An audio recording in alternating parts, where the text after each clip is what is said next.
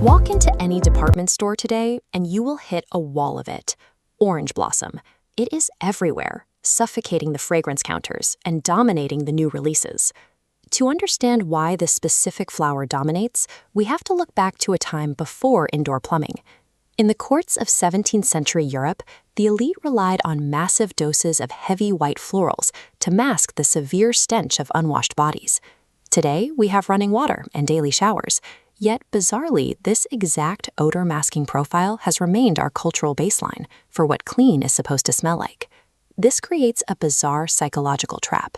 Perfumers use orange blossom to evoke pure high-end luxury, but for a huge portion of consumers, it triggers a completely different association, a freshly sanitized public restroom. This historical luxury note has lost its original meaning. In the modern market, the once regal scent has transformed into a divisive, aggressive presence that triggers headaches rather than evoking elegance. The reason for that bathroom association comes down to chemistry. Orange oil and a compound within it called limonene are highly effective, dirt-cheap, natural solvents. Because of that, they are pumped into nearly every household cleaner and commercial laundry detergent on the market.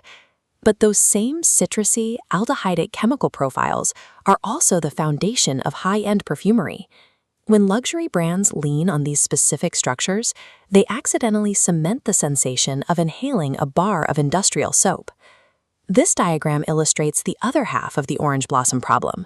To balance out this soapy cleanliness of limonene, nature provides a counterweight in white florals. It is an aromatic, heterocyclic compound called indole. In high concentrations, indole smells foul.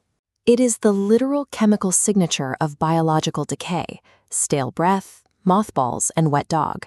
But perfumery relies on a neat biological trick.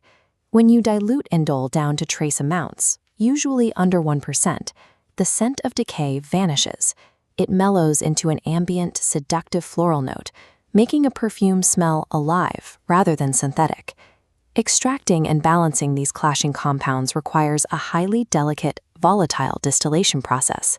A slight miscalculation, and the oil goes from alluring to repulsive. The polarizing nature of orange blossom is baked right into its chemistry. It is literally constructed from molecules representing the extremes of sterile cleanliness and raw organic decay. Striking a balance between those two extremes is incredibly difficult, and the modern fragrance industry is currently struggling to pull it off.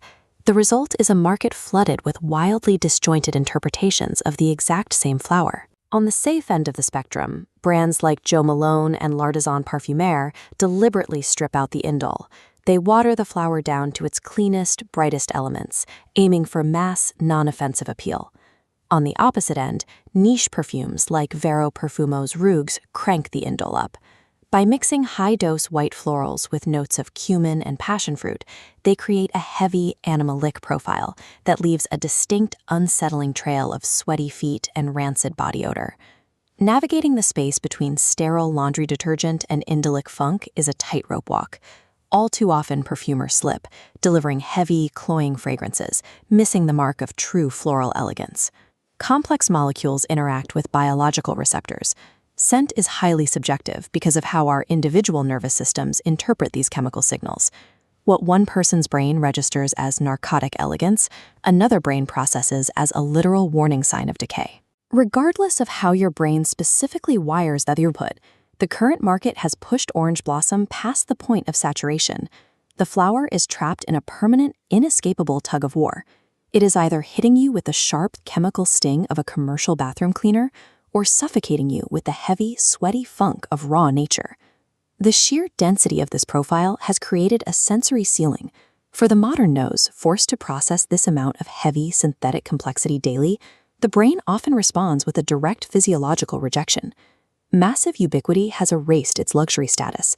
Modern orange blossom functions as an aggressive sensory assault, an overwhelming cloud of chemical contradictions, and a reliable fast track to a migraine.